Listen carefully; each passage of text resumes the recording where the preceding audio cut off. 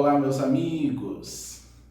Estamos aqui hoje por um motivo muito especial. Quero conversar com vocês um pouco sobre o meu mais recente livro.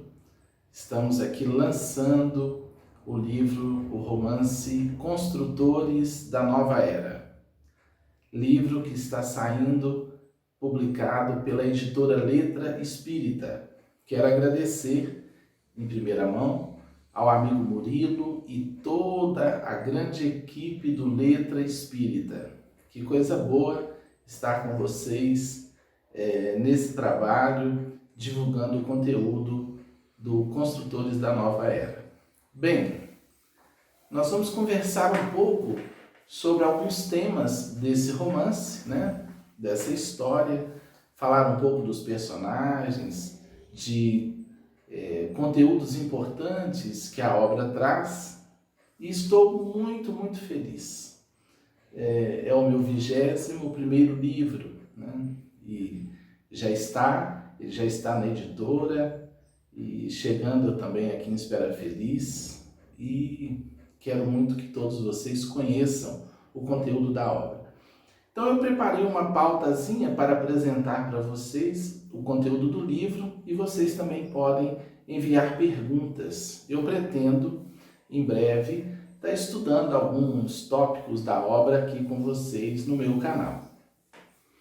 Aí atrás vocês já estão vendo alguns dos personagens principais da obra, a capa do livro também ao lado, para vocês irem se familiarizando com a história de Rubens, Sofia, professor Flammarion, Dona Rosa e irmão Lourenço, os principais personagens da nossa história. Bem, eu elaborei perguntas, eu vou lê-las aqui para a gente ir conversando a partir dessas perguntas. É um romance espírita? O Construtores da Nova Era é um romance espírita? Sim, é um romance espírita, é uma história que tem como objetivo trazer também o conteúdo espírita, o conteúdo de espiritualização da Terra. A doutrina espírita tem essa função primordial de espiritualizar os homens. Naturalmente, espiritualizar é humanizá-los, evangelizá-los, edificá-los. Essa é a proposta do Construtores da Nova Era. Poderia nos falar quais são os personagens principais e um pouco do fio condutor da trama?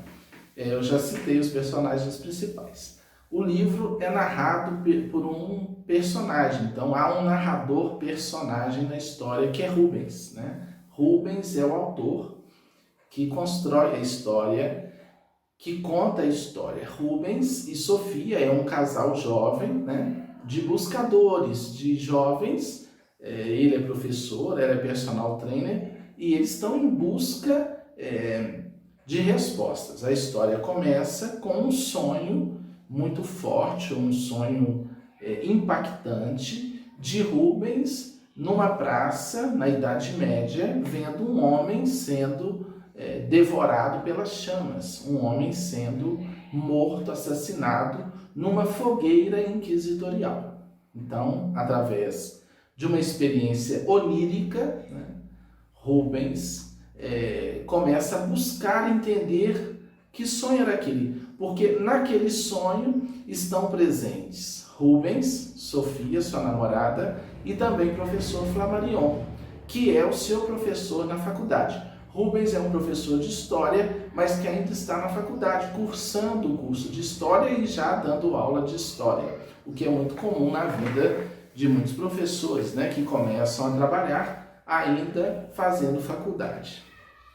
E a partir desse sonho, ele decide procurar Flammarion, porque sente intuitivamente que Flammarion, que é um grande mestre, um professor universitário, teria algo a dizer. Intuitivamente, Rubens percebe que Flammarion teria algo a dizer a ele sobre aquele sonho, ou poderia dizer a ele algo sobre aquele sonho em plena Idade Média.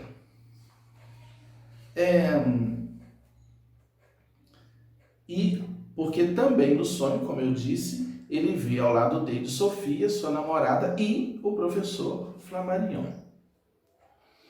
O livro também tem o compromisso de trazer muitos estudos, muitas reflexões em reuniões feitas na casa do professor Flammarion. Após o Rubens conversar com o Flammarion, eles passam a se encontrar, porque Rubens vai contatar a doutrina dos espíritos. E ele passa a reunir com Flammarion Dona Rosa, que é a esposa do professor Flammarion, é uma médica aposentada, mas que ela faz questão de ser chamada de Dona Rosa e não Doutora Rosa, pela simplicidade, para tornar a convivência mais tranquila, mais espontânea. E Sofia, que é a namorada de Rubens, também participa desses encontros na casa do professor Flammarion. E ao longo desses encontros, desses estudos, eles vão estudando, começam estudando o Livro dos Espíritos, né? E Rubens e Sofia vão se dando conta de que possivelmente pertencem a um grupo de espíritos que Allan Kardec denomina de a nova geração, né?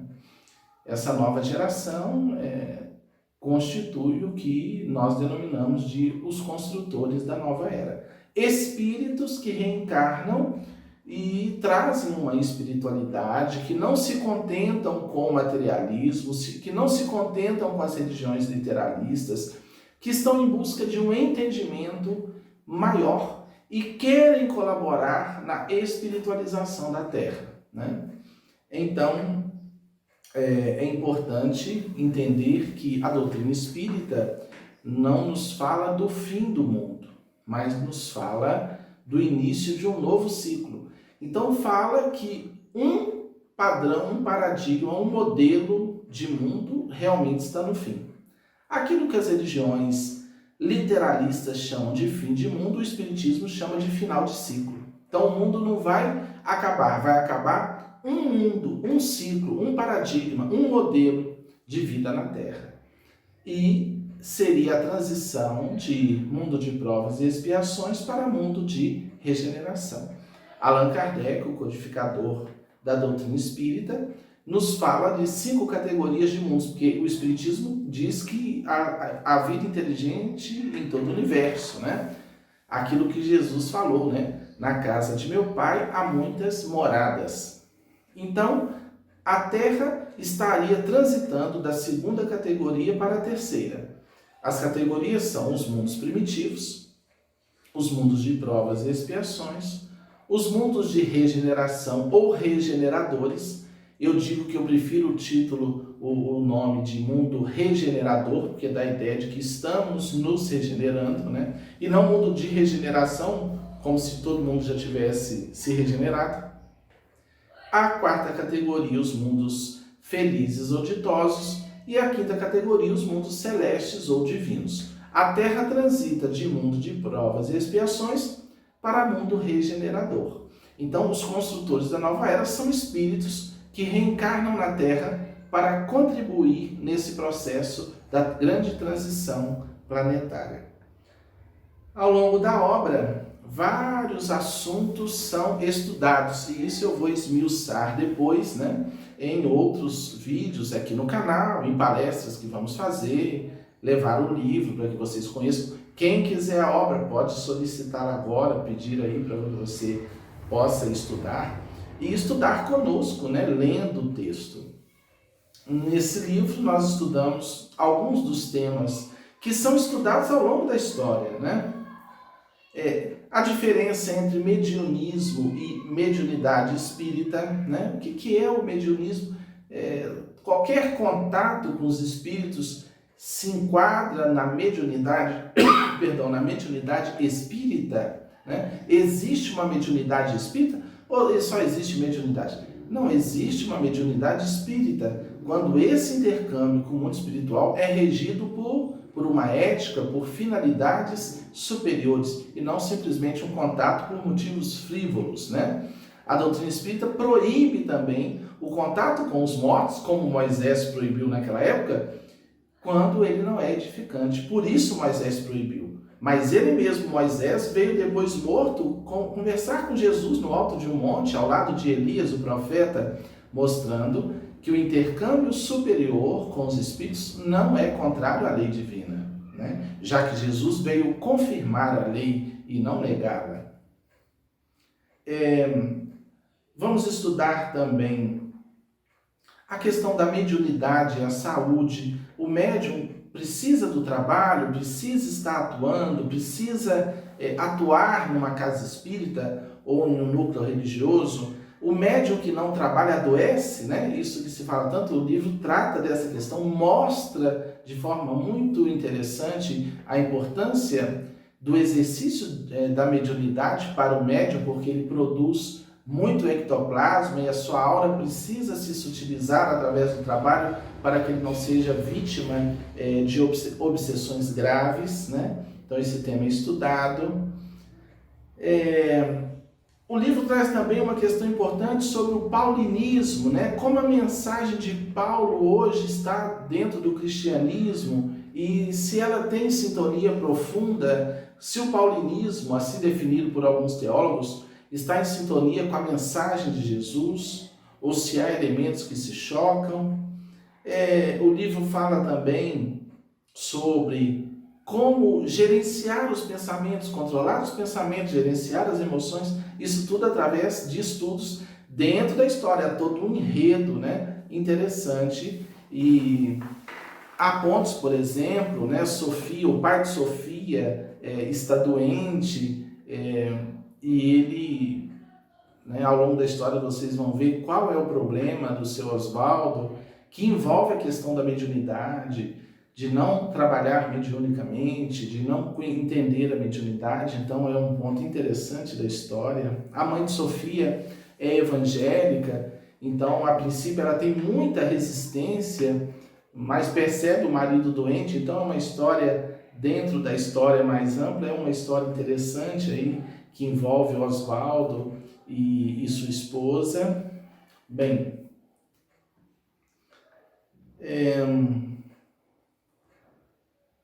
o casal, Rubens e Sofia, também conversam sobre sexo e sexualidade, né? A visão espírita diz que eles são solteiros, né?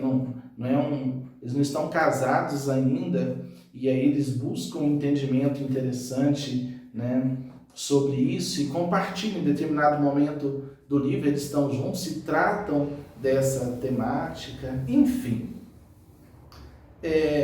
O livro também conta com a presença de um instrutor encarnado. Nós vemos em muitas obras espíritas a presença de mentores. Isso, nas obras de André Luiz, por exemplo, vários instrutores, né? Espíritos desencarnados, Aniceto, Clarencio, Veneranda, espíritos altamente elevados que orientam espíritos como André Luiz, né? Então a gente vê André Luiz médium de outros espíritos, né? Então tem Chico Xavier no plano físico, tem André Luiz e outros espíritos mais elevados que se utilizam de André Luiz para trazer a mensagem à Terra. Certa feita, Chico Xavier chegou a dizer que a obra de André Luiz pertencia a 12 instrutores da vida maior, de espíritos mais elevados, que André Luiz seria apenas a ponte entre Chico Xavier, o plano físico, e esses instrutores da vida maior. Acredito que esses instrutores que ali estavam com esses nomes, né, desses instrutores, Aniceto,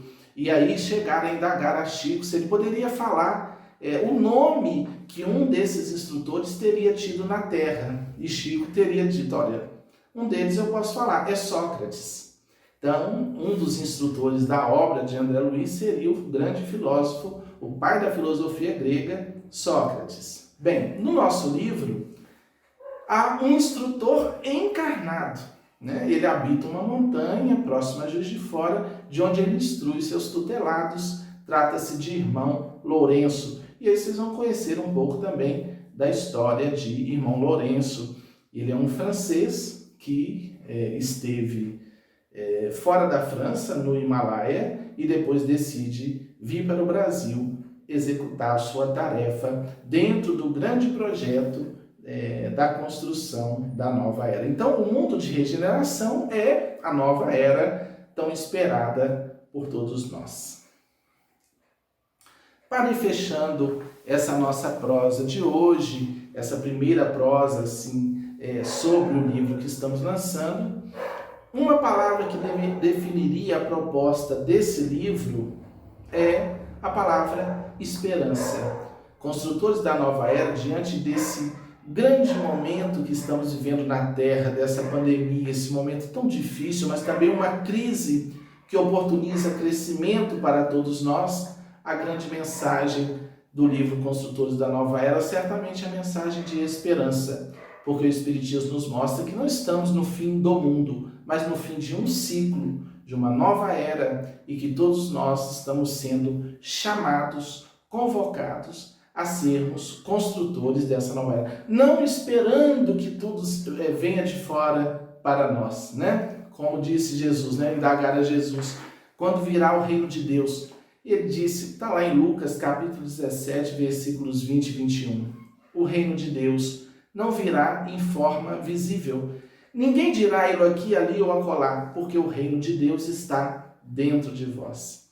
Então, Construtores da Nova Era nos convoca a sermos também trabalhadores nesse processo de renovação da Terra, sobretudo trabalhando a nossa própria renovação, a nossa própria transformação. Eu espero que vocês gostem do livro, eu estou ansioso para que vocês estejam com a obra em mãos, né? O livro tem 240 páginas, capítulos muito interessantes, escritos com muito carinho. Muitas vezes eu levantei no domingo de madrugada para trabalhar nesse livro, e é um filho que está chegando. E a gente fica sensibilizado pela oportunidade de ser quem está trazendo esse conteúdo para vocês, sendo também alguém que necessite dele no seu processo evolutivo.